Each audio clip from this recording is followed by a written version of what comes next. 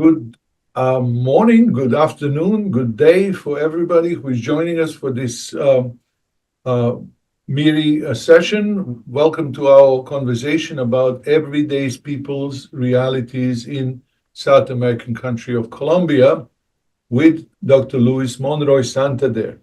As usual, we will first have a short presentation by Dr. Santander, and then after that we'll engage him with the questions and answers. And we appreciate all of you essentially indicating by raising a hand icon that you're interested in asking a question. And then after your call, please turn on your microphone and preferably camera as well, so that you can ask your question directly. If not, you are welcome to type in your question in the chat box and we will read your question for you.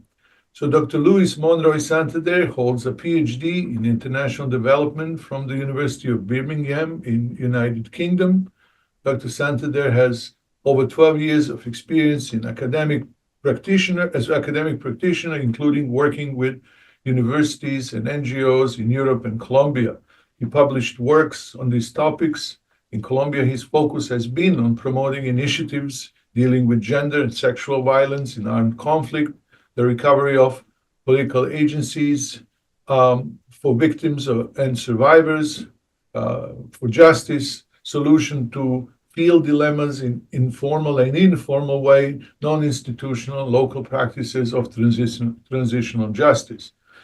And we invited him today because we see that South American country of Colombia is lately being in the news, unfortunately not in a good way, but there was several important things that happened in the past few weeks. So we thought it would be good to share some more information with the general audience. And that recent spat in violence in Colombia brought that the spotlight on South American country again. Violence between armed groups has caused displacement of thousands, along with many dead in the country's borders regions. Colombian president announced to use military to restore order, and that could cause even more casualties and displacement among the local population. Therefore, the cost of conflict, which is already high, and most of it is paid by the local communities that are usually voiceless, and we would like to hear about that. That's what is the purpose of today's conversation.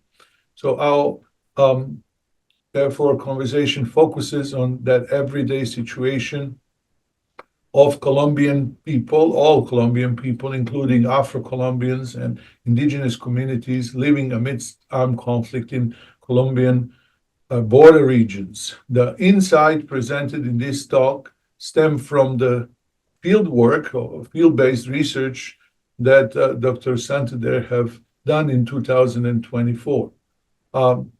He will provide, again, overall information about the Colombian armed conflict and focus on what has been happening in the regions where he's most familiar with over the past decade and the different situations emerging out of the armed conflict in the region now, because we can see that there is a potential for the conflict to spill over into maybe even neighboring countries and cause even bigger problem.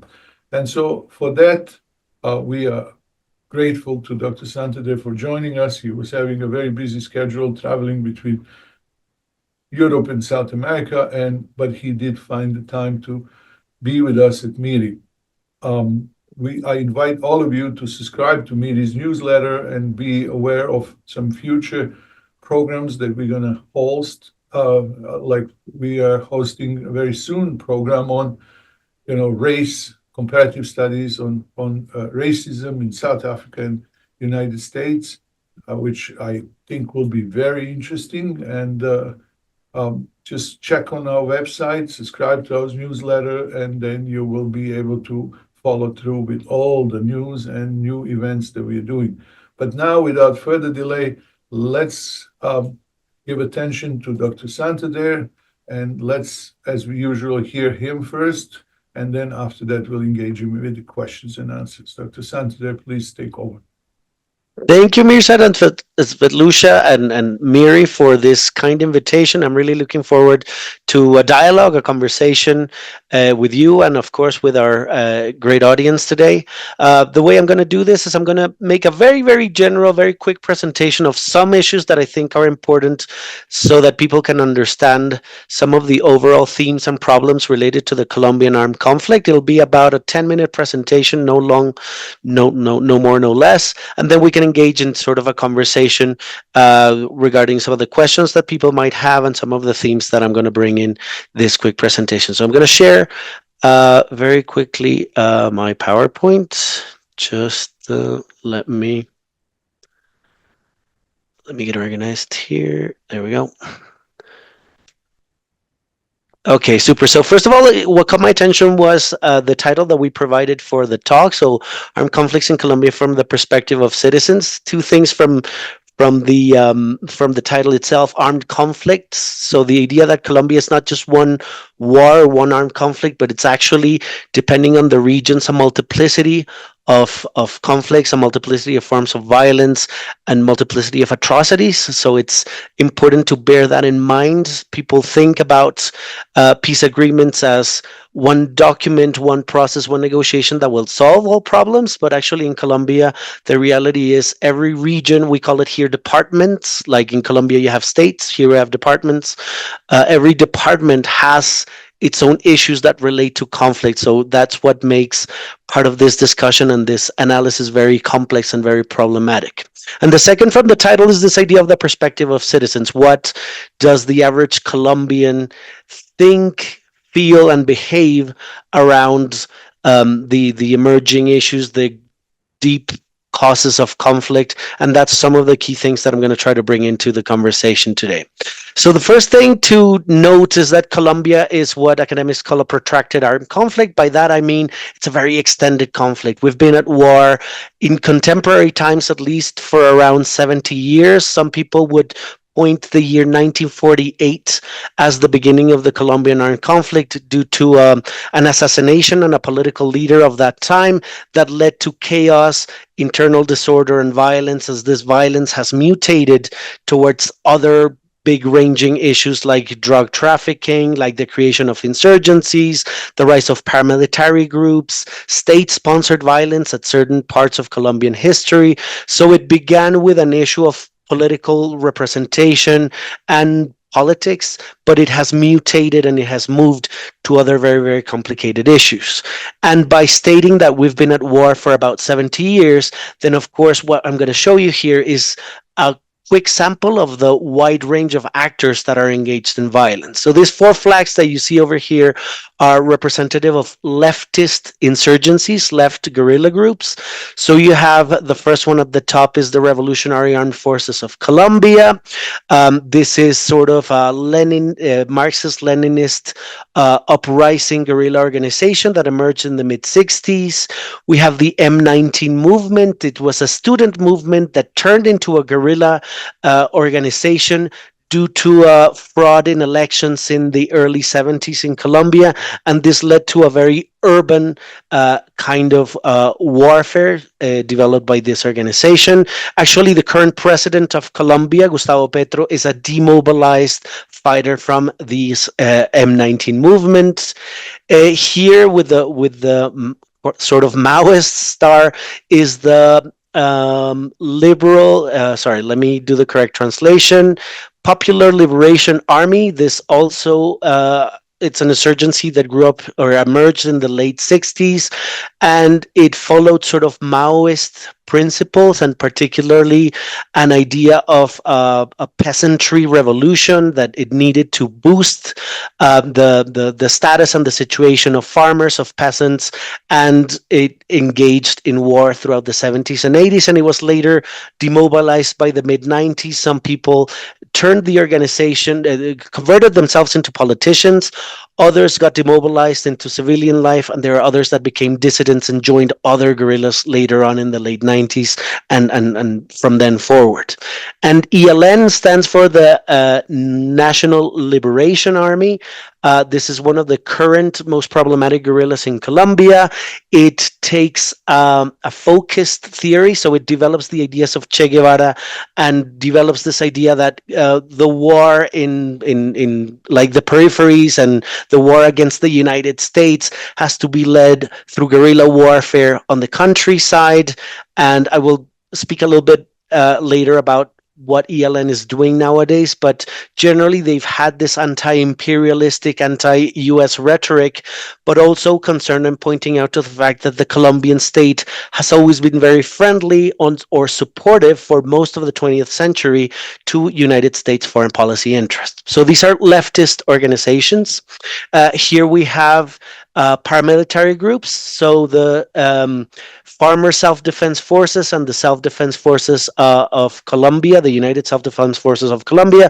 These are right-wing paramilitary groups that came out of the security circuits of known traffickers of the 80s and 90s, and they became their own military apparatus, fighting the leftist insurgencies and engaging in atrocities, serving a little bit as the dirty wing, the dirty armed wing of the Colombian state. So by the late 90s, we were having a conversation here in Colombia about the cohabitation between the military and these particular groups, which created a lot of problems for the Colombian governments at that time. This flag over here is from the Quintín Lame movement. The Quintín Lame movement was a movement of indigenous people that started generating protests in the 70s and 80s because the government had abandoned them and they lived in very dire conditions and not having their rights respected, but because of the indifference of the state at that time of their protests, they engaged in a military pursuit and a military attacks throughout the 70s and 80s. It was later demobilized, but it's an example of how social movements sometimes, when they're not fully attended and they feel constantly attacked, they can turn as well into violence. This one, well, I don't think it needs any introduction. Pablo Escobar to the left and the Cali Cartel to the right. These are another set of groups that in the 80s and 90s waged war against the state and really transformed the logics and dynamics of conflict. They brought narco-terrorism into the violence of Colombia. So we started seeing in the 80s and 90s car bombs, assassinated, targeted killings, hitmen. So a different range of violence that came from the concern of these groups around extradition to the United States and a full-on war between these cartels and the Colombian government at the time, having society in the center. So society was the actor that burnt all the violence and all the terror from this narco-terrorism era. And these last two, just to talk a little bit about modern groups. So BACRIM stands for criminal bands. So these are former paramilitaries that did not get demobilized, that are still in small cells operating in different parts of Colombia, and they engage in violence against society. They engage in drug trafficking, sometimes support illegal mining operations around the country. So it becomes another example of how, despite we demobilized groups in the past, these splinters, these sort of spoiler groups emerge and become very, very difficult to track. And also the Gaitanists, Self-Defense Forces of Colombia, they're an offshoot of this group, of the United Self-Defense Forces of Colombia, and right now are one of the groups that are waging war to permit sort of the moving of cocaine between the jungles and the coasts of the country. And I'll explain a little bit that a little bit later on. Moving forward, so as you can see, there's a lot of different groups in our history. They pursue different either political, economic, criminal agendas. But the reality of this is that, as I said, the actor that feels most of the violence is, of course, Colombian society. So we have, according to our unique register of victims, this is the state-based information about conflict, a record of around 9,881,364 victims. This is the official number, but of course it can can grow because not all victims like to be recognized and like to be identified. So this figure can be a little bit bigger, but that's what the government and our Truth Commission report states. And out of that, it's important to note some statistics. So it usually fluctuates almost 50-50 between the percentage of women and men that are affected by conflict, but it already tells you a little bit about the distribution of violence in Colombia. 12.7% of the affected population are Afro-Colombians. Most of them are in this region, so the Pacific region of Colombia, Western Colombia. And 4.1% of the affected population has ethnic indigenous roots or belong to indigenous groups. They're spread throughout the country, but I would say most of them reside either in the northern part of Colombia or the center south of Colombia.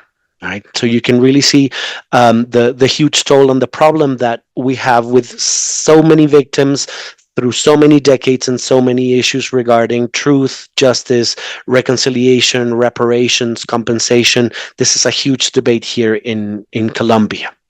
Now, due to the expansion of all these violent groups and all the different forms of violence that I've kind of mentioned, from terrorism, from guerrilla warfare in the countryside, extortion, state-sponsored violence, well, the conflict has obviously implied many different forms of human rights abuses and atrocities. So, for instance, we have a huge number of forced displaced individuals, civilians that have been moved often from the countryside to the big urban centers out of violence, out of threats from guerrilla groups or paramilitaries.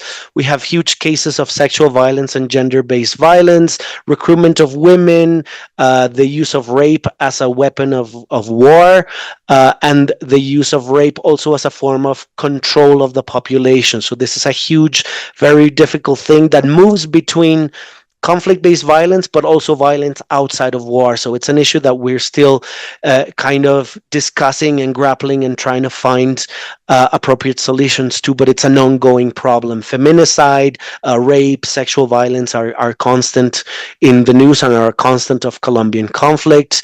Tied to the forced displacement of civilians, we have dispossession of land and property.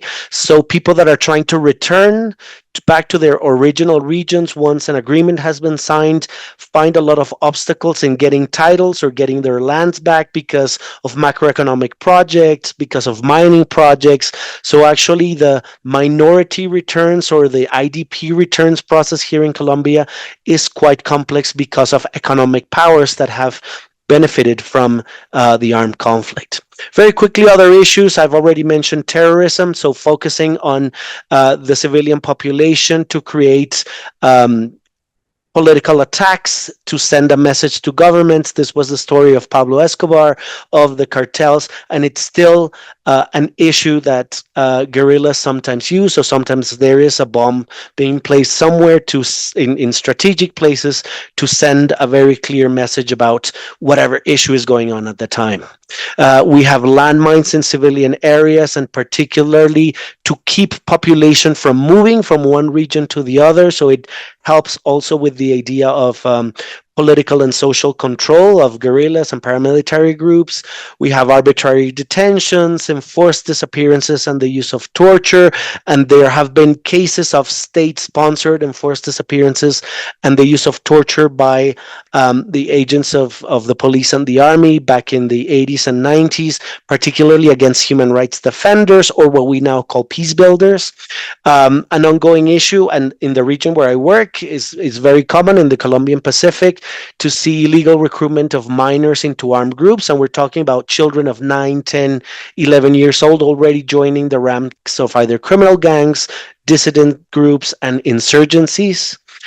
We have targeted assassinations and threats against social leaders and peace builders. This is one of the most dramatic issues that we're seeing now since the pandemic. And today we're seeing huge numbers of social leaders, NGO leaders being killed by illegal armed groups.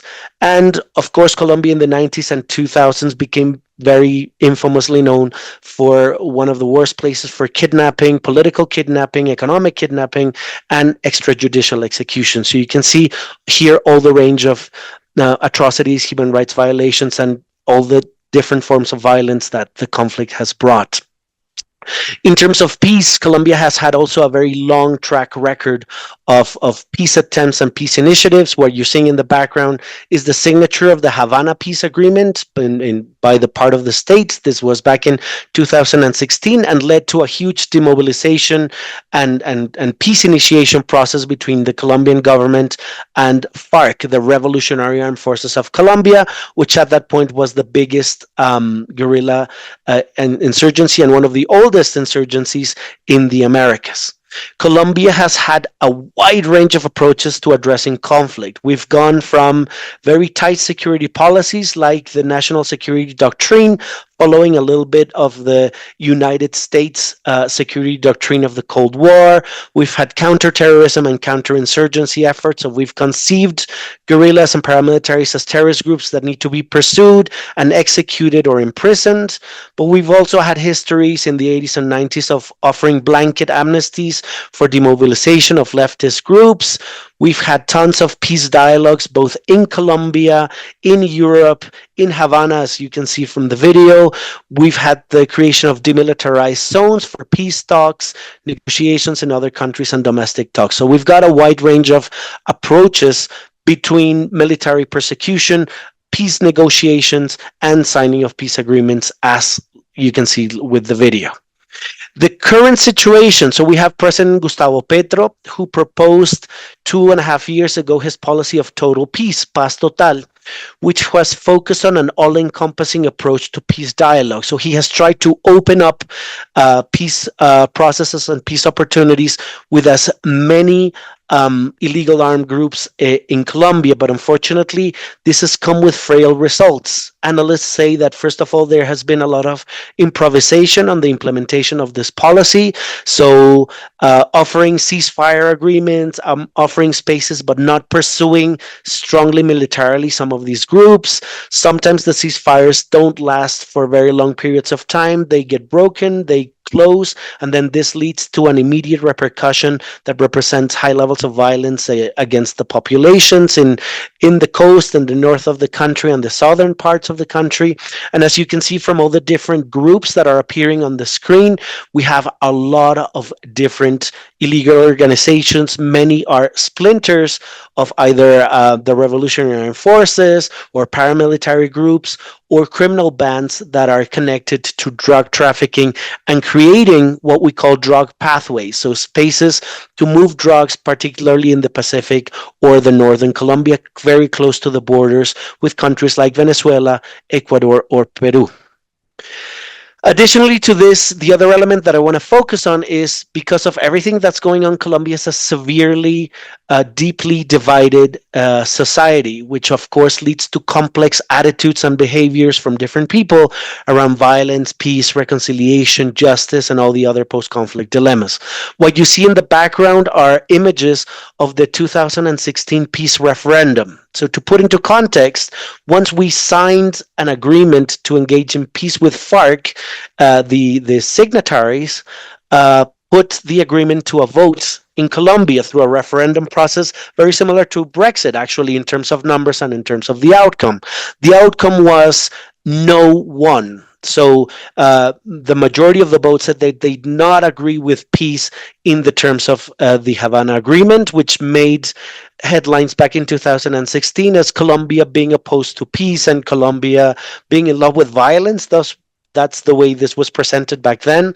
And what this really shows is fake news, propaganda, campaigns. There was a lot of distortion around the political messages of the Havana peace agreements, and actually Colombian society, the average Colombian, not really understanding, not reading much of what these agreements were about. And there were a lot of discussions about, we're bringing in LGBTQ rights, but this is against our Catholic upbringing. And there was another discussion about the agreements pardoning all crimes to FARC and leading to this complete amnesty, which wasn't true. Actually, the agreements created a very comprehensive transitional justice process. So a lot of discussions there, a lot of confusion, but of course, what this represented was a huge division between people in the rural areas who were voting for yes, they wanted peace, they wanted the demobilization of FARC, they wanted a change, versus people in the urban centers who in a majority voted for no,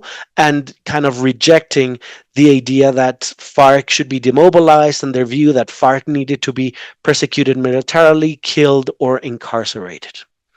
Um, Currently, so what is going on with this Petro administration and the total peace policy? Unfortunately, we're seeing a resurgence of violence. It is affecting the stability and sustainability of peace efforts that began in 2016. The security scenario has changed dramatically in the last, I would say, 3 to 5 years. There are much more groups than before. They are fragmented. They are probably smaller, but they operate within a very local, immediate surrounding. But we're still seeing criminal, illegal, violent groups threatening peace in the country. And the figures right now are as concerning as the ones in the past. By December 31st, 2023, Colombia still had a little bit over 5 million people internally displaced without any solution or without any support from the government, or with very limited support. During the year of 2024, we saw around 26 massacres throughout the year, as recorded by government data, leading to around 267 victims. And these are still very mild statistics, obviously, because there are areas that are very remote and are hard to get the very accurate data. From 2016 to 2023, around 353 people that signed the peace agreement and agreed to demobilize were assassinated, either by paramilitary groups, right-wing organizations. So this leads to a concern about the commitment towards protecting the people that agree to give up weapons.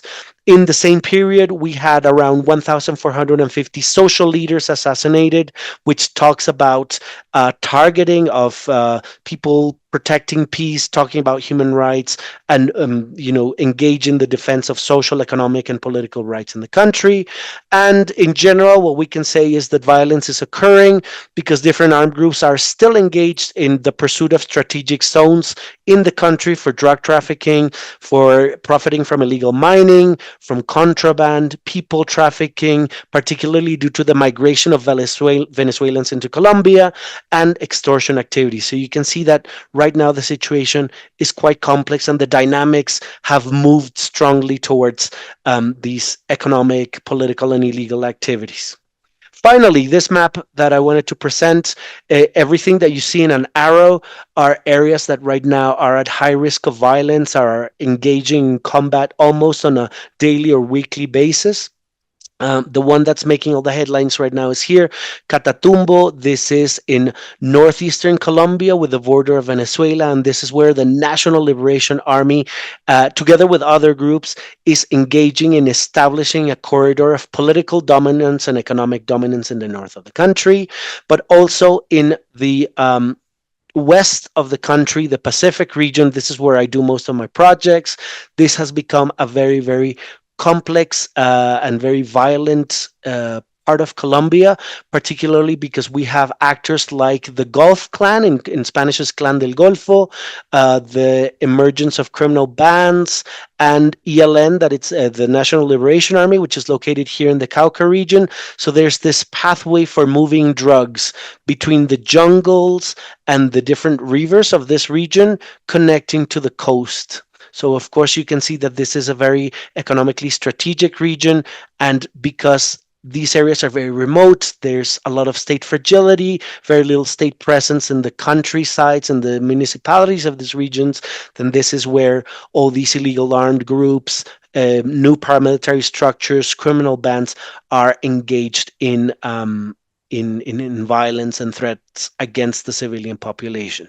So you can see that despite the fact that Colombia has signed a peace agreement, that has engaged in different policies for transitional justice, for demobilization, for restorative justice, the fact that Colombia has not finalized its conflict with so many groups threatens the stability of the peace agreement of 2016. But not only that, it's very difficult right now to have a consolidated agreement with this plethora of violent criminal organizations, as you can see from the map. And I will stop it at that with these very quick messages around the state of Colombia. Thank you, Dr. Santander. It's quite an interesting presentation. You showed us a lot through your slides, but you just glossed over the conflict in general without elaborating on what could be the root causes of it. I mean, it lasts for so long. It's almost fascinating to see how long it lasts. I mean, so that means there's some kind of issues that are feeding this over these decades and decades of conflict. So what are the root cause of conflict? Is it just the ideology? Is it the weakness of the state, as most of the political scientists will say, or is it some other factors? Very good question. I think it leads to explaining all the different layers of complexity of the Colombian conflict. The first thing I would go to explain the root causes has to do with the fact that the Colombian state historically was created through violence. So it's partly because of the colonial history that we have and the Spanish conquest, which I cannot blame it directly on that, because obviously all Latin American countries went through the same experience and not all have had the same levels of violence. But our institutions were created through violence. Our independence was created with a lot of sort of confrontational attitudes and violent attitudes. We had many civil wars in the 19th century. So actually violence was seen as a strategy to engage in politics back then. And that already serves a basis for quite a complex understanding of the state. But again, that cannot be only the immediate cause. If we move to the 20th century, it has to do with political participation. So the Colombian state throughout most of the 20th century was bipartisan. Only two political parties were always going to the presidency or always occupying power, and this closed the way for any leftist sort of socialist views that people might have. And this is why organizations like FARC and ELN, the Revolutionary Forces and the National Liberation Army, began, because they felt they had no space to express other views and denounce sort of corruption and the oligarchy that Colombia had been creating through its political system throughout the first half of the 20th century. And then if we move to the later half of the 20th century, of course, we have drug trafficking appearing by the 70s and exploding in the 80s and 90s.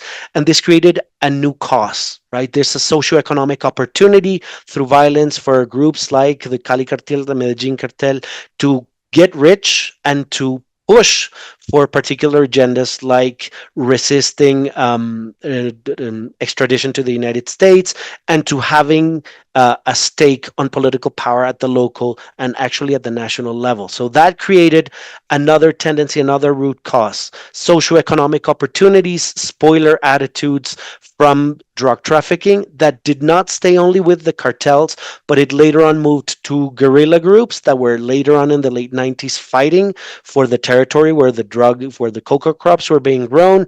And so this led to another motivation for engaging in violence. Aside from that, the last two things is what you mentioned. So state fragility and state absence in many parts of the country. Colombian geography does not allow in certain areas to have an easy access. So these areas are often, without a hospital, without proper schooling, without authorities. So in that sense, groups find the vacuum as the power vacuum as an opportunity, and take hold of these regions.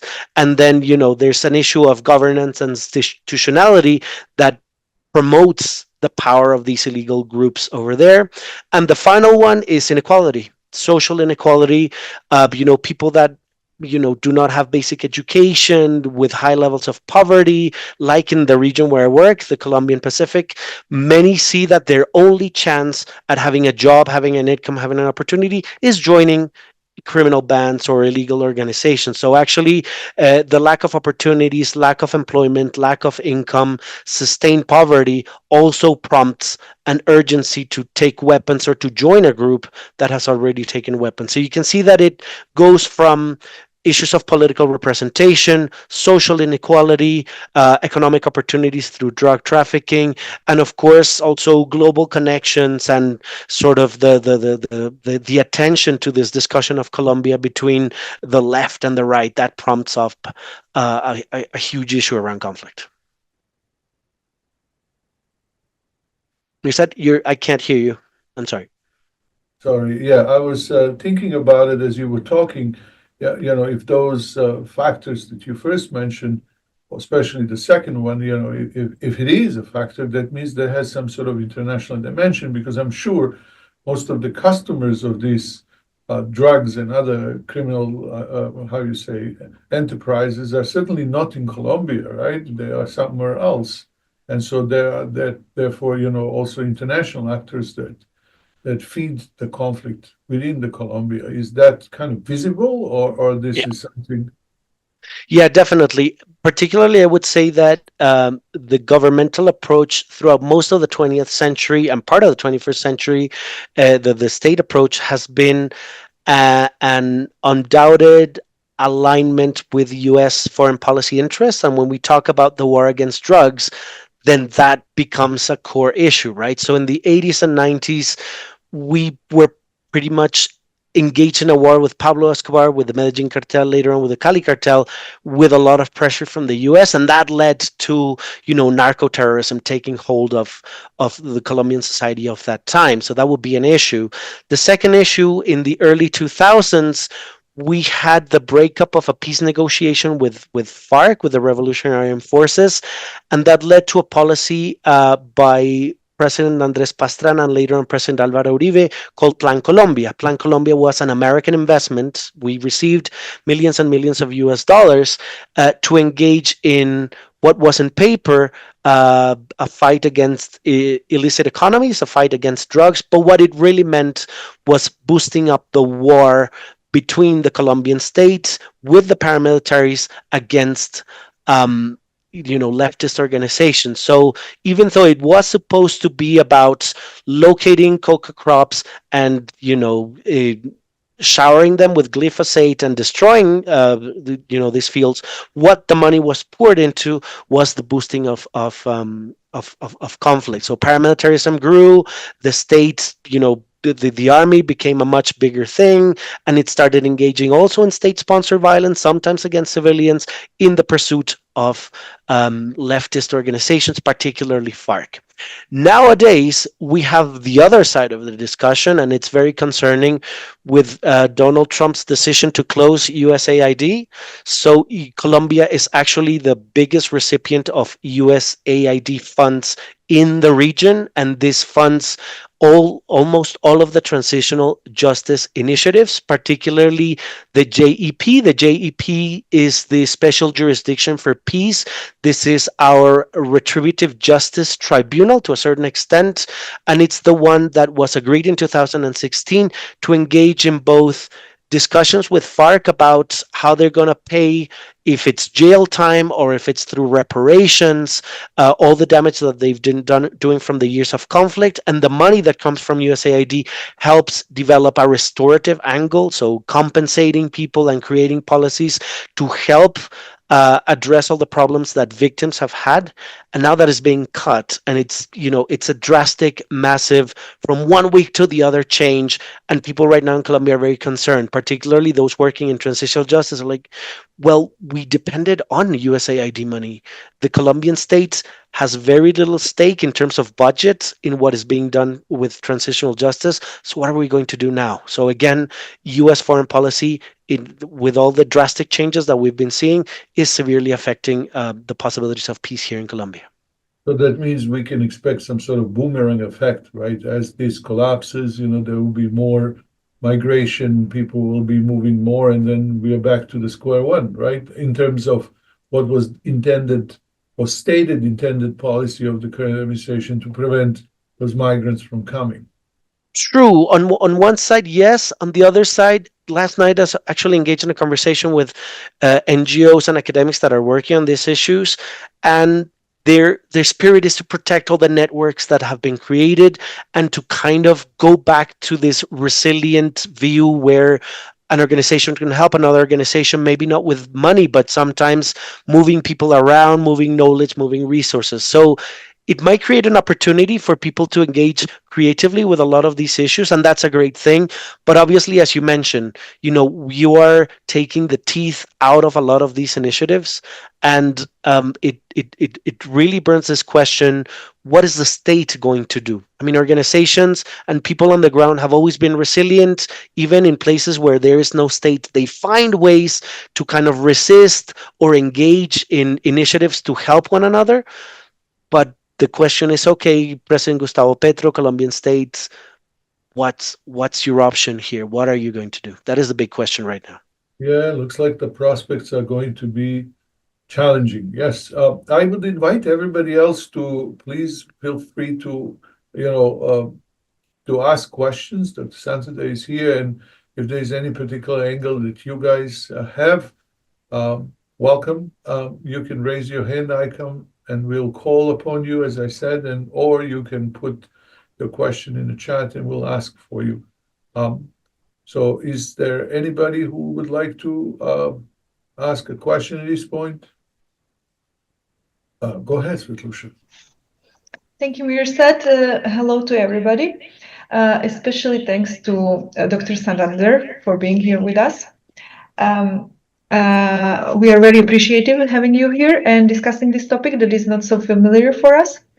I would like to ask you, because we announced that you will be speaking about your research that you did last year. So I was wondering if you could share with us what your fieldwork was about, where did you did it, and how the ordinary people, especially with minority background, experience these armed conflicts, how they go on with their lives, how they cope, and if you could portray for us what was your research about and what are some main conclusions. Thank you. Sure, of course, no, definitely. You can use your photo about mental health is yes. Okay, maybe if there's a bit of time, I'll display some of the pictures. I'll just go straight answering Svetlusha's question, and I'll try to kind of illustrate it with some pictures. So my work addresses the issue of mental health. So we asked the question of what mental health affectations have young people, so children, boys, girls, teenagers, and young adults in the Colombian Pacific have been facing after the sort of explosion of violence since the early 2000s up until today. And bear in mind, the Colombian Pacific throughout the 80s and 90s was not an area known for violence, but in the turn of the millennium and in the current century, it has seen the expansion of illegal armed groups, criminal bands, drug trafficking actors, because of the strategic location of the Pacific between the jungle where you can find the cocoa crops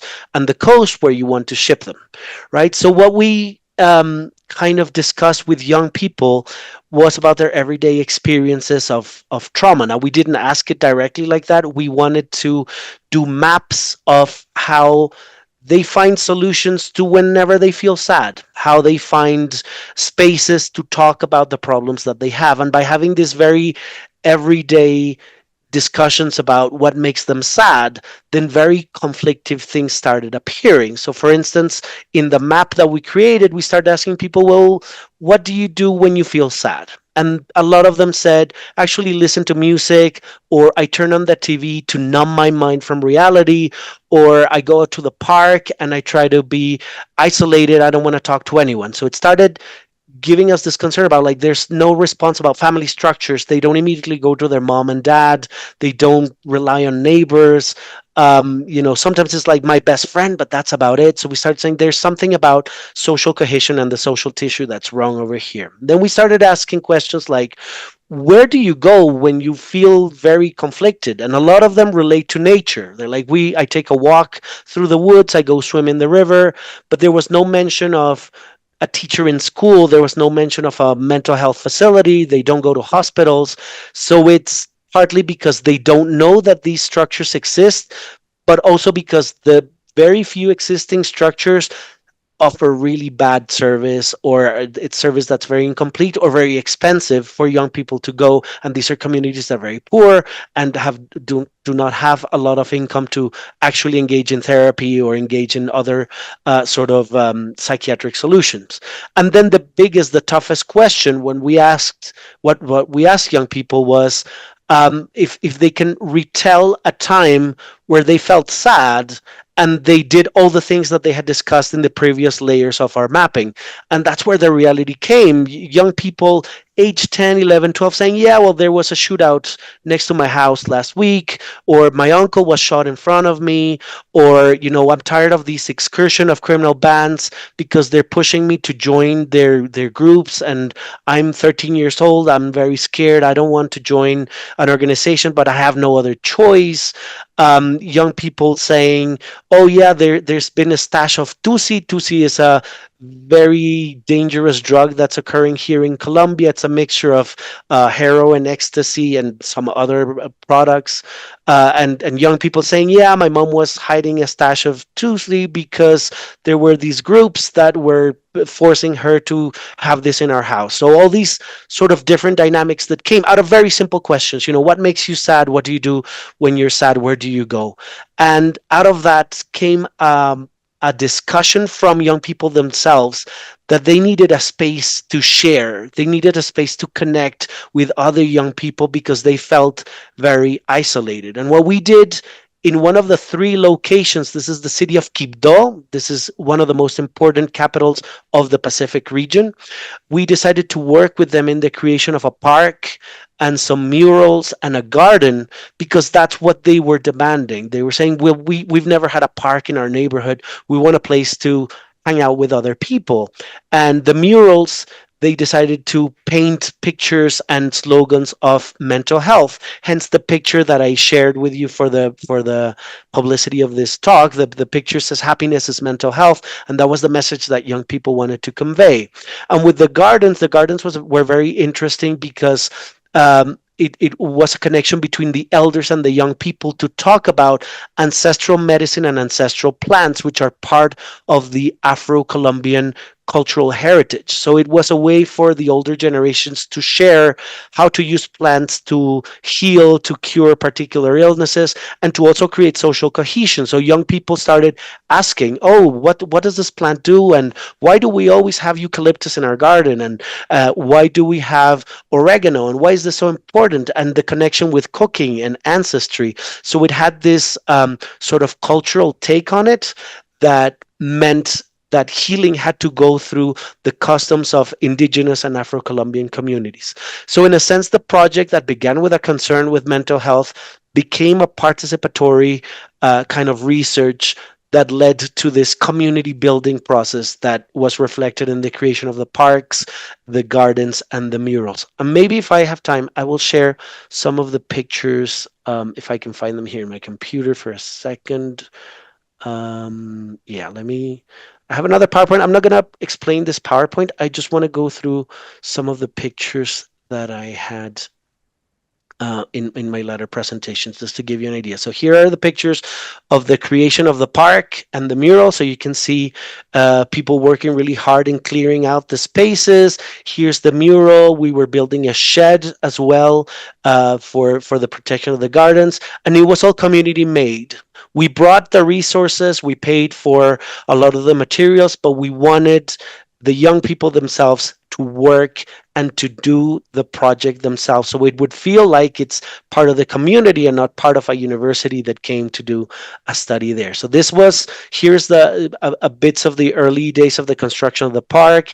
Here's the mural that we created with them. And here's the space that they started enjoying by watching football games or just by dancing. Dancing is a huge thing for the Afro-Colombian community. We also did this in a university, so we worked with university students also to build green spaces, because in the Pacific, climate change, global warming, extreme heat is an ongoing issue. So they demanded that we created green spaces at the local university that is known to kind of demolish green spaces and set up like buildings and parking lots. And out of the demand from young people, we started creating these gardens, also with murals, like you can see here, that reflect a little bit of the heritage and the importance of the Afro-Colombian women in the social cohesion of Quibdó. This is all in the city of Quibdó. So there you go. All right, Petlusha, you have more questions? Just one follow-up question, not one, questions, if I may, and then you can answer. I saw that other people in the chat have things as well on their mind. So first of all, I would like to compliment to you for doing this research on a very important topic of mental health, especially young ones.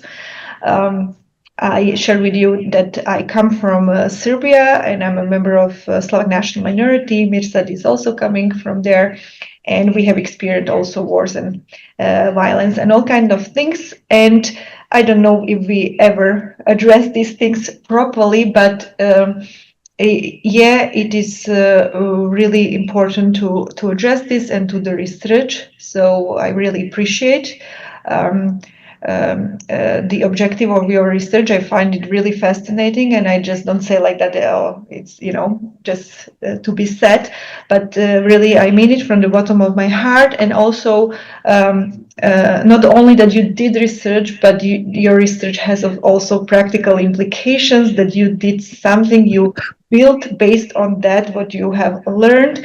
And this is also something that we try to do in MIRI, not only to do research, but educate on human minority rights and advocate. So really huge appreciation for you, Dr. Santander, and this is really inspiring. And my questions are, during this field research, did you encounter any challenges? Like, were you endangered? How you did it, you know? Was your life threatened, or I don't know, how did you, how did you approach research from the methodological point of view? Like, you cannot do the harm to your research subject, and then you are working with minorities is always very sensitive.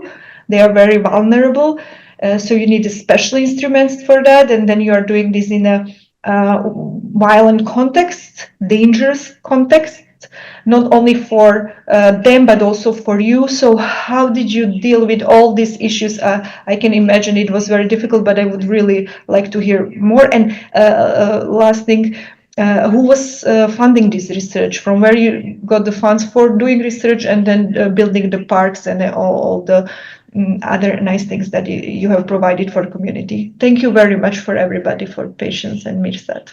Thanks. Sure, great questions. Regarding sort of the ethics and the navigating the field question, the area is that it has some dangers, and particularly because throughout the year and a half that I was there, peace talks emerged and broke and emerged and broke, and obviously when they break, you have to hold on because you know something's going to happen, right? So we needed to do conflict analysis all the time. You know, what is happening? Are there talks? Are they prospering? Are they not? That was part of like the information that from Bogota we were kind of discussing. Okay, is this the time to go? Is this safe for our participants to show their faces building a park or not? So that's the first part. Always do conflict analysis. The secondly, we partnered up with a local organization that is very respected in these neighborhoods, and it's respected not only by the locals but also by criminal bands and by legal actors. So in a sense, the director, who was always either with us or, you know, there were symbols, there were signs that we were with them, allowed some sort of leeway to entering a lot of these neighborhoods. So actually we used their knowledge, their name, to be able to access the field. And they were really happy because they were doing a lot of cultural work, and our creativity kind of cultural side kind of complemented their work. So it was a very natural partnership.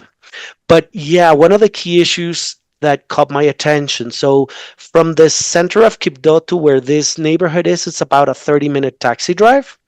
And first of all, when we were trying to get a taxi, I learned very quickly that we could not just catch a taxi and go over there. We needed to get a taxi driver who was from that neighborhood. I'm like, okay, right. So how do we? And they gave us the number of a guy, and we got the guy. And the reason for that is, if it's a taxi driver that is not known in the neighborhood, they could probably shoot the taxi. So we were like, okay. And we had to talk to the taxi driver. Said like, no, I come and go through that neighborhood all the time. There is no problem. The only kind of measure I need to take is to have my window down. So all taxis have tinted windows over there. So he needed to be seen at the entrance of every street. At the entrance of every street, there's a gang with guns, just looking around. So we went with him, and all the gangs looked at him, and they gave him sort of this respectful communication, and we were allowed to move between different neighborhoods and arrive. So we needed to know all these logics that occurred over there. At times, I'm not gonna deny that we were concerned, like, does this really work? But by talking to the NGO that was with us, by doing our conflict analysis, and when we were doing the parks, something very incredible happened, which is something I want to highlight. We brought the materials, and the community came and built the park, and they started, doing the hard work and building things and moving dirt around and moving logs and so forth. And all of a sudden, the police started watching us, and they came and they asked my colleague and I for permission to work with them. I'm like, this is the community. You go and work. You don't have to ask me permission for anything. And then the police started working with the community, and they were doing the same things, hammering and building the whole thing. And all of a sudden, 3 members of criminal bands came to us and he said, can we join? We're like, of course you can join. And in our us, it's like, this is what peace feels like. We're getting people that know, in normal terms, don't work together, and they found a purpose. They're like, this is good for the community, and everybody has some sort of benefit. So they all joined in together. Obviously, I'm not going to praise this as the solution for peace, but it was this hint of, a dialogue, a communication, and a joint effort that in the history of this neighborhood was very important. They're like, we never had the police with a criminal band working together. So for us, it's like, we're doing something appropriate here, and the ethics are kind of working because this is happening.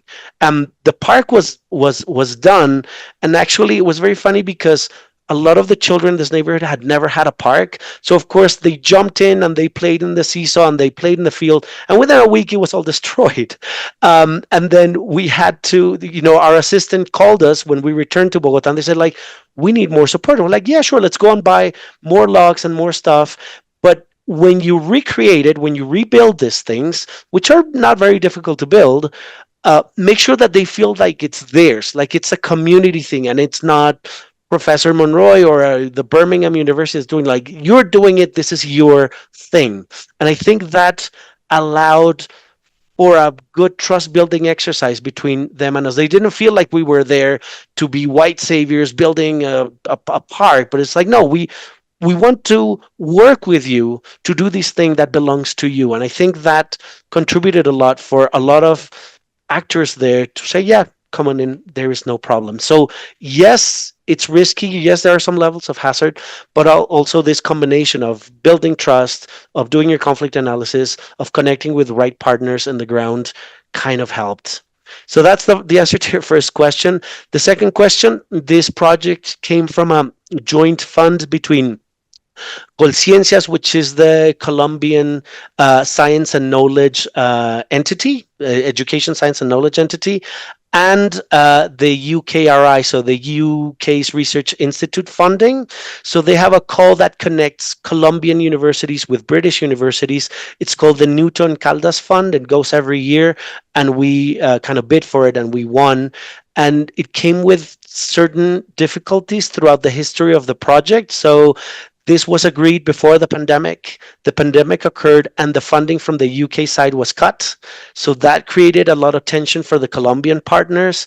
But then after the pandemic, the UKRI was easing up on budgeting, and they gave more money to the project than was originally intended. And that's what permitted us to do this participatory kind of community building approach. So everything that had to do with impact and working with the community came from the extra pots of money that the UKRI were establishing, because everything was really disrupted in terms of literature and research in the beginning of the project because of the pandemic. Thank you. Looks fascinating. I have some questions regarding that, but before, let's ask the question that Klaus posted in the chat. And he says, how do you explain that despite all the violence and crime in Colombia, country still has a growing population with more growth than other more peaceful South American countries? And I may, piggyback on that and ask, to what extent do you think the diaspora plays a role in that? Because I live in South Florida, and there's a The lot, diaspora, right? large group of Colombians here. Sure. So to address Klaus's question first. So yeah, Klaus, ironically, because Colombian economy has sort of this resilient effect and this shock absorbing effect, we are a very big country. There are a lot of economic opportunities. In recent years, and I would say from the 2010s to today, there has been this campaign socially, politically, culturally, to show that Colombia is not Pablo Escobar, that Colombia is not this horrible, destructed place from war, but that it actually has places like the Colombian Caribbean, which has great beaches, the Colombian Pacific. Despite what I've told you, it's got great places for people to come and visit. Colombia has deserts, jungles, big cities, very magical places, and the tourism, the boost of the economy has been sort of a very important factor in the last, I would say, 10 to 15 years.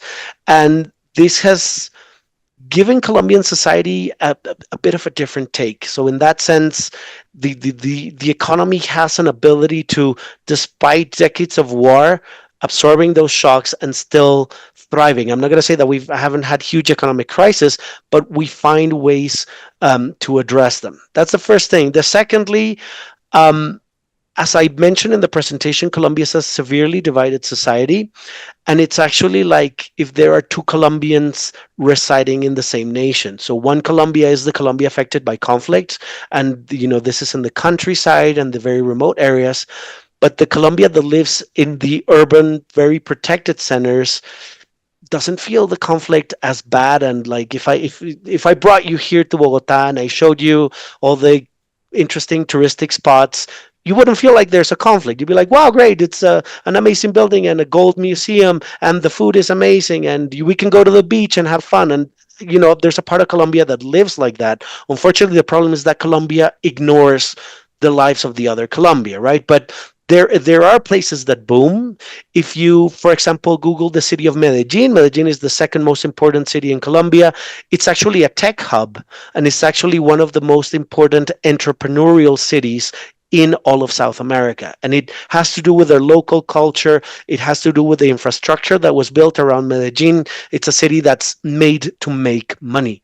So in that sense, there are different cases here in Colombia where cities boom, where they make a lot out of globalization, about economic opportunities. And we've managed to boost foreign economic investment in the country up until, I would say, the pandemic, or maybe the years after the pandemic, which has brought Colombia to a different lens around the world, and we've benefited from that. So maybe that might be some of the elements regarding the growth of our population and the fact that despite this ongoing protracted violence, people find ways, and sort of the community, the society kind of survives. I don't know if that answers your question, Klaus. And Mirsad, can you remind me your question again? Sorry, I forgot. I was just thinking that maybe diaspora plays a role in that population count, but obviously you provided some different explanation, which is better. Definitely. No, but diaspora has a very important role, and I think Colombia has the unique experience that in our Truth Commission report, there's a chapter dedicated to people in exile. So actually, in our deliberations of the Truth Commission, the commissioners actually went to Western Europe, to the United States, and to the neighboring countries of Colombia to talk to people about their experiences of conflict, what they demand out of compensation, what would they seek for if there would be some restorative justice for them. So actually, we take diaspora and people in exile into account, and the networks that have been built in, for example, Western Europe or even in the United States, you mentioned the case of Florida, are very strong, and they keep close connections to the country, and there are political discussions that go through those spaces. I myself, I lived 13 years in the UK, so for me, I was kind of diaspora to a certain extent, not necessarily because of conflict issues, although I do have a problem, a personal problem with Colombia's conflict, but it allowed me to feel a little bit, what is the Colombian community in the UK? What are they doing? How are they keeping this sort of social cohesion? And there's a lot of cultural practices, political discussions, and sort of economic networks that are built between the UK and Colombia through those type of diasporas. So diasporas are very positive to a certain extent, but there's another layer of diaspora which is problematic, which is people that left, say, in the 80s and 90s, and left with that kind of Colombia in their mind, and it didn't change. So Colombia has changed a lot. And me returning to Colombia 5 years ago was like, wow, this is a new country and things feel a bit different. But a lot of people don't. So they stay in that mindset of Colombia's terrible, Pablo Escobar, drug trafficking, violence, blah, blah, blah. It'll never change. And sadly, I feel like they keep that rhetoric alive. So they sell this idea that Colombia's a horrible place and don't go there and you're going to get killed. And I'm not going to say it's a massive thing, but it does exist, and it creates a concerning discussion because they don't reflect on what's going on in Colombia today through the same lens as those of us who live here, but they just have this imagery of, say, Colombia in 1989, which was really a very tough place to live back then. Yeah, that's good. Yeah, in my book, I note that I consider diaspora basically a frozen memories, right? So yeah. If you want to look into so-called longitudinal attitudes, the best way is to look when diasporas formed, and then you go there and measure what they think of whatever think, something back home, because they tend to keep this memory, with them, even though things have changed. Mm-hmm. So it is quite an interesting that you see it as well in that way. And I think in that sense, just to add, it's like when they look for news about Colombia, they're already fishing news that fits already their very negative, scenario of the country. So, and I mean, it's not very difficult to find negative news about Colombia if you're Colombian and you look into newspapers, but it's like, oh, look, FARC's again doing it. And FARC attacked me when, I was 19 in God knows 1990 or whatever year it was. And it's like, yeah, but it's not the same. There are other layers and other things, good things happening in Colombia, but it's really hard to sell them that. Even the FARC can change. Exactly. All right. So, it was interesting that you talked about all these initiatives and stuff. So, can you please tell us, before I ask you another question to elaborate, Klaus have asked, which you touched upon in your presentation about the effects of that end of USAID.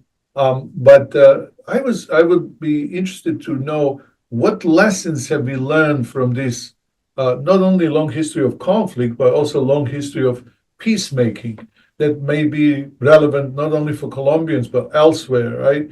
And that may help Colombians in the future with future initiatives. Sure. And I mentioned in my presentation the history, briefly, the history of Colombia's approach to peace. So let me start by saying the 80s was a very interesting period because it began, the 80, 81, 82, with a copy of the U.S. security doctrine. So it was about persecuting guerrillas because they were communists, and it led to things like enforced disappearances and torture and a lot of human rights abuses that at the time the media and the politics would call necessary measures to fight counterinsurgency, to fight insurgency and to engage in counterinsurgency. So it was a very dark period of time, and in the mid 80s the dialogue changed. There was this president that started talking about, we've been having at that time 20 years of violence. Maybe we should talk. Maybe we should kind of see what these organizations are all about and what they're asking. So we started mildly with some peace negotiations, sometimes in Colombia, sometimes in Europe. The problem with that era was that the presidents of those times offered blanket amnesty. So it's like, we forgive you and pardon you for everything, just give up your weapons. There are some organizations that actually benefited from that. So the M19 movement, which was the guerrilla organization that the current president was a part of, enjoyed that. So they became a political party, they gave up weapons, but no one asked questions about crimes and attacking civilian population, the terrorist attacks. So it's sort of a very difficult period where, amnesties work in terms of demobilizing people, but they don't work in terms of what we now call transitional justice issues, right? So there's this still big questioning of, well, what did M19 do and how many people did they kill and why were they engaged into, but that was never addressed. Then the 90s arrived and led to a very different approach. We started with negotiations in Germany with an organization called the Guerrilla Coordinating Agency, which united ELN, FARC, and some members of M19. This led to constant failures, frictions, because despite the dialogues occurring in Germany, war was being waged in Colombia, and war was, full on with the Pablo Escobar, with the drug trafficking and guerrillas in the middle of that. So whatever they would talk in Germany would not hold to any commitment, because within a few days' time, someone was killed, a bomb exploded, something drastic happened in Colombia. So those things broke up. Colombia in the late 90s was a very scary place. I'm not going to deny it. We had the explosion of kidnapping, torture, landmines, enforced disappearances, the whole thing after the death of Pablo Escobar, because guerrillas wanted to take the areas of Pablo Escobar, take the regions of Coca, and benefit from that, right? So by 98, 99, a president decided that we should engage in talks through the creation of a demilitarized zone here in Colombia. So a completely different approach. We're going to have this region in southern Colombia. There's not going to be any persecution of guerrillas there, and government or guerrillas are going to sit down and figure this thing out, right? And it, at the time, 98, 99, it felt like a great idea. The problem behind a demilitarized zone was there were no checks, there was no monitoring, and the guerrillas were allowed to do whatever they wanted. And they were winning the war. They had, tons of money from the drug trafficking. Their ranks increased. They had more soldiers than before. So they really didn't have any incentives or any pressure to actually negotiate. And what happened was, out of a 2-year negotiation process in this demilitarized zone, they planned terrorist attacks. They kept looting. They kept engaging in drug trafficking and tolling of drugs all over the country. And after 2 years, everybody got fed up. Everybody's like, you're just, there's no advancement because you're just using this to, profit and to engage in criminal activities. And those talks broke. And then this led to what I call War 2.0.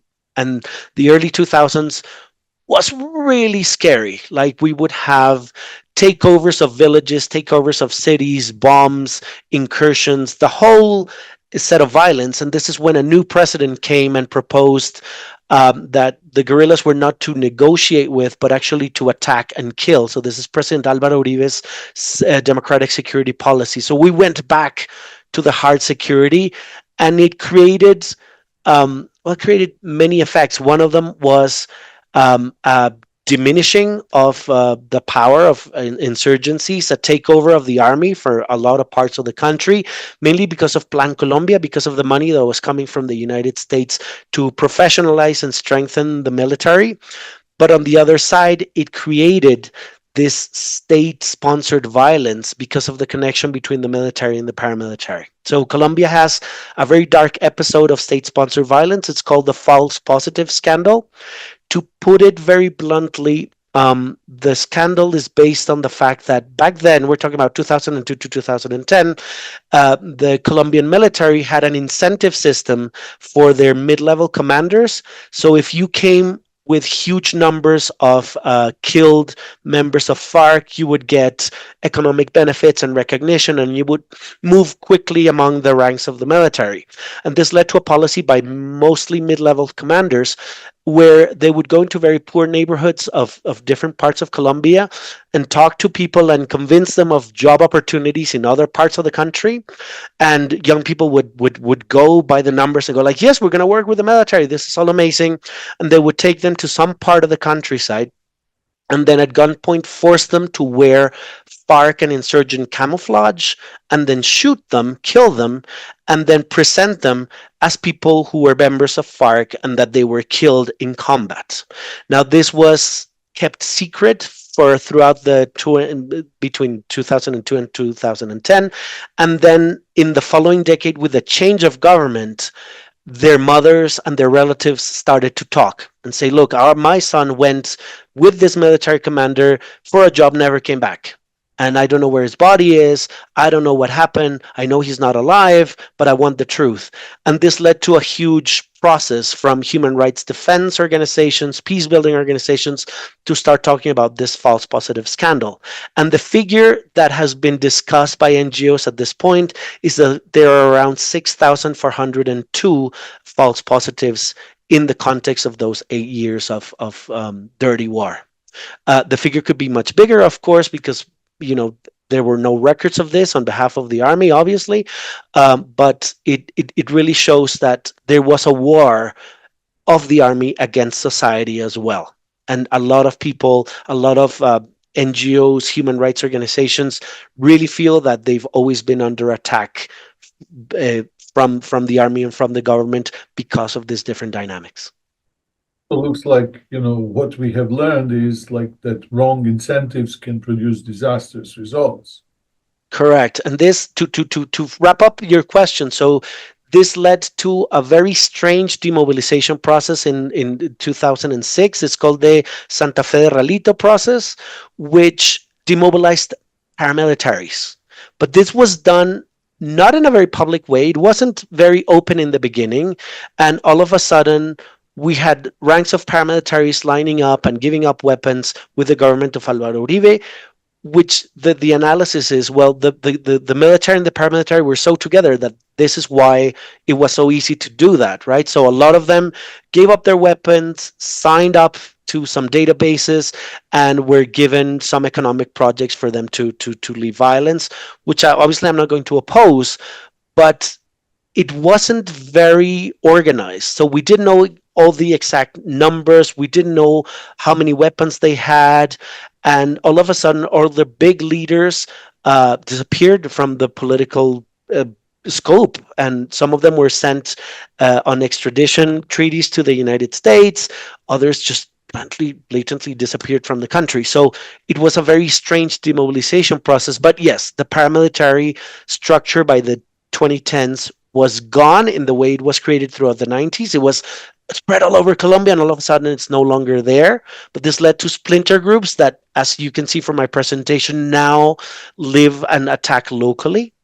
And the other and the final story of this is 2016. So the creation of the Havana Peace Agreement, which agreed peace with FARC, the big leftist insurgency. This was a process that was done outside of the country, but keeping tight connections between victim associations, NGOs, women NGOs or gender-based NGOs, and the people negotiating in Havana. And this was very important. I think this was a lesson learned from the mistakes of the 90s, which is you need to keep clear channels of communication between what is happening in Havana and Colombia, because otherwise, if there's a disruption from that communication, it's going to fail, right?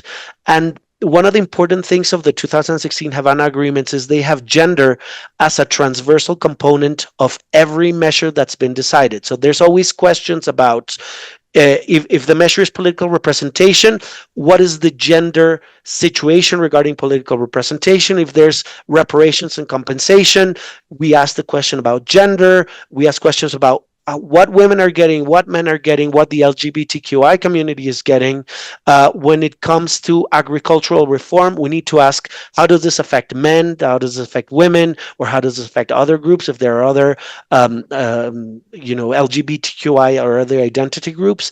And that occurred in that agreement because of a pressure of human rights organizations and NGOs that actually demanded initially that the negotiations included women, because the first rounds of negotiations of Havana were only men from FARC and the government. And then these NGOs started going over there and saying, okay, you need a commission for gender, you need more women representation, and we need to talk about gender issues.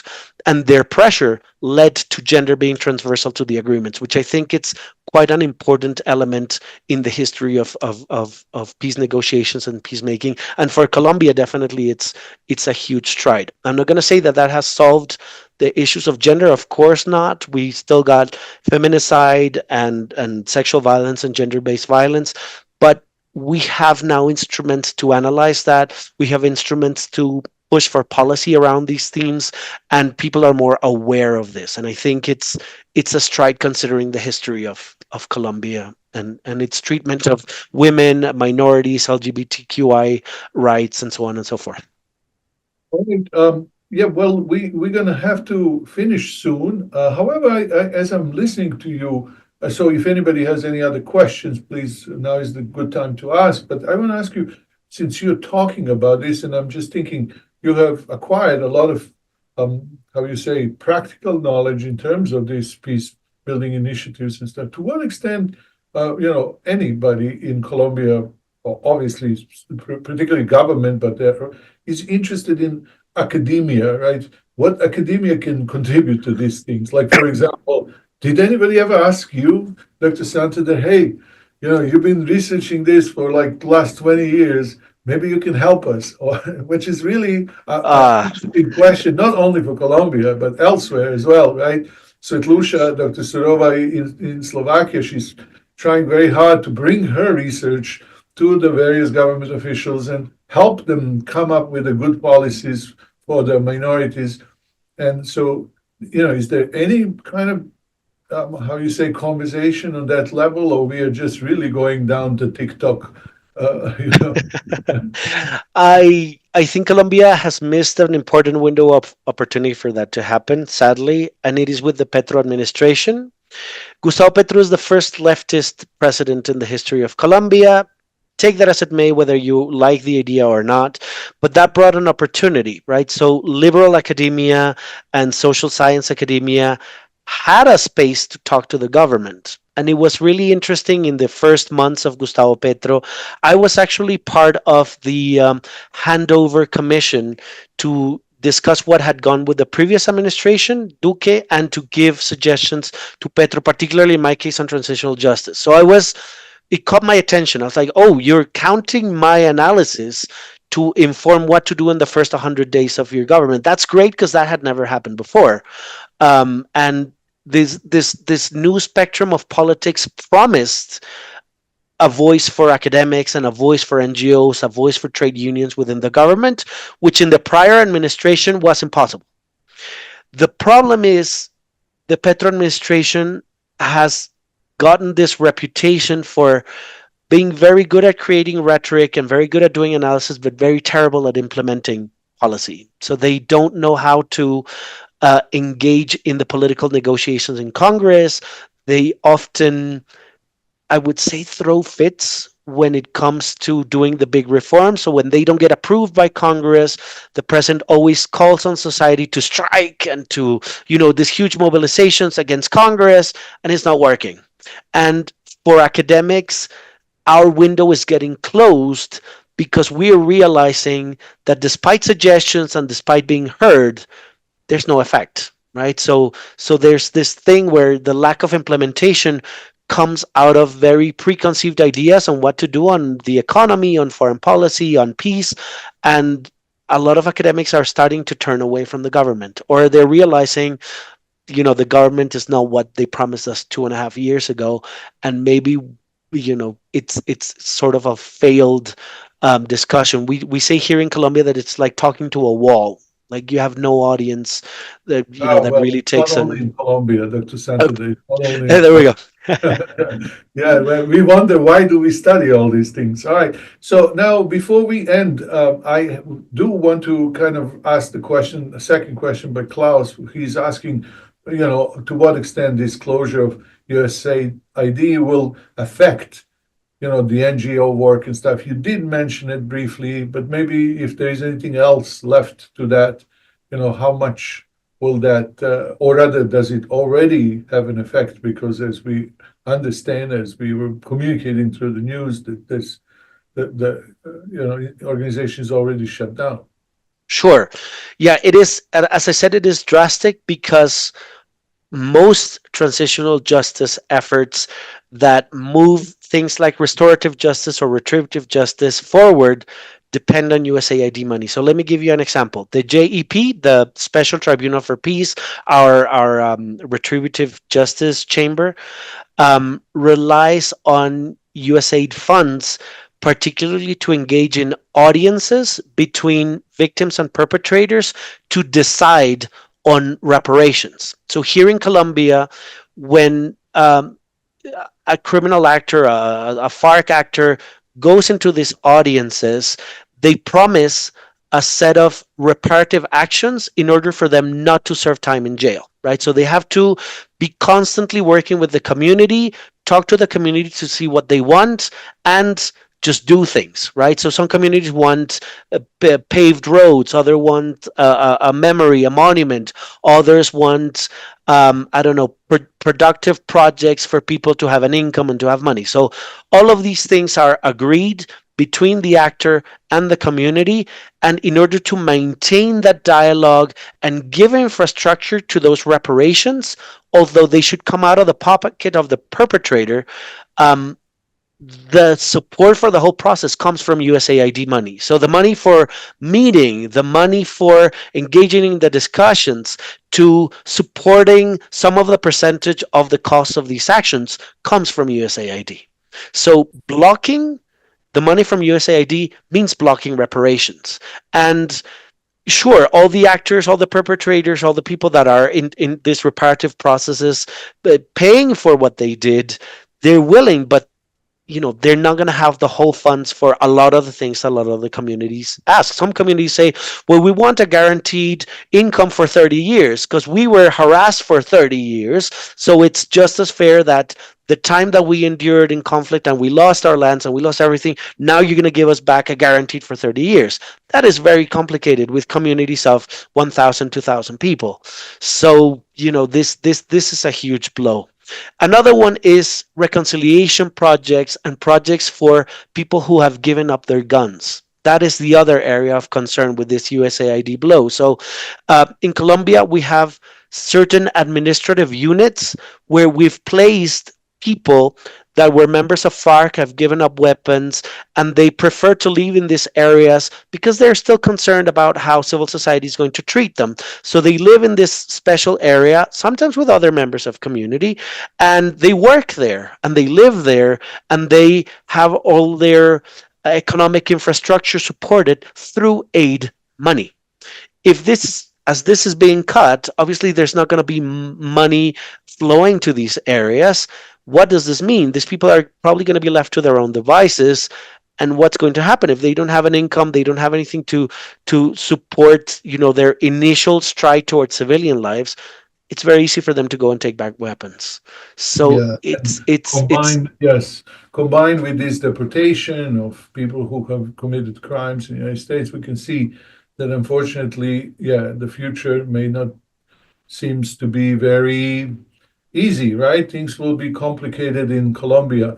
But let's try. Let me add one thing before we move. Sorry to cut you off, but there's another issue we haven't discussed it, and I think it's very complex to address it. But it's Venezuelan migration in Colombia, right? So also the USAID funds and the infrastructure that they've created towards dealing with migration has created a lot of support for mayors and for special organizations to help brief Venezuelans on how to get papers in Colombia, on how to get a job, on giving some sort of, judicial advice, institutional advice. There's a network being set up through that money to help Venezuelans adapt to Colombia. Now, if the logic is that the problem in Venezuela persists, that there is no pressure for Venezuela to change, and if we keep getting the mass influx of Venezuelans that we've been getting since 2015, and no support to help them adapt to Colombia, this is another recipe for chaos. And this is another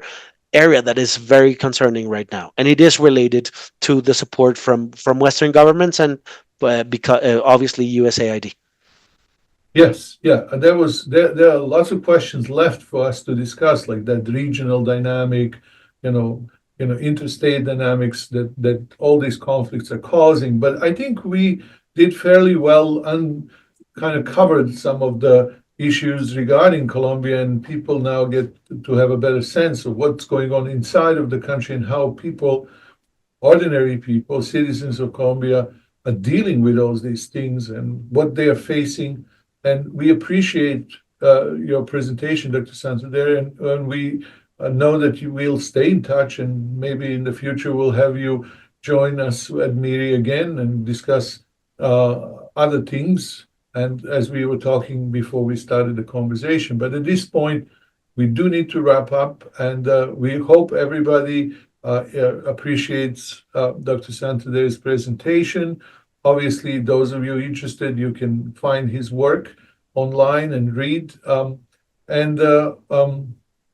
We hope that you're going to sign in for our newsletter, and you're going to visit our website and see for other activities that we are planning. Like, for example, we have another one on Tuesday, March 18th. We're going to talk about racial inequality in South Africa and the United States, comparative analysis with Dr. Patricia Gupsi.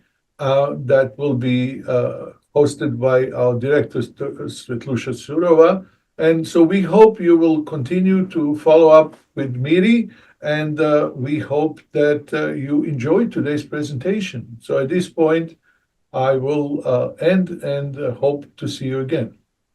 Likewise, thank you and Svetlusha for inviting me. It was very engaging. I really liked the conversation. I really liked the flow of the talk. And thank you to Robert for your kind words, for Svetlusha. And of course, I will continue being interested and liaising with MIRI in all your future events and research and other forms of work. Thank you. Have a good day.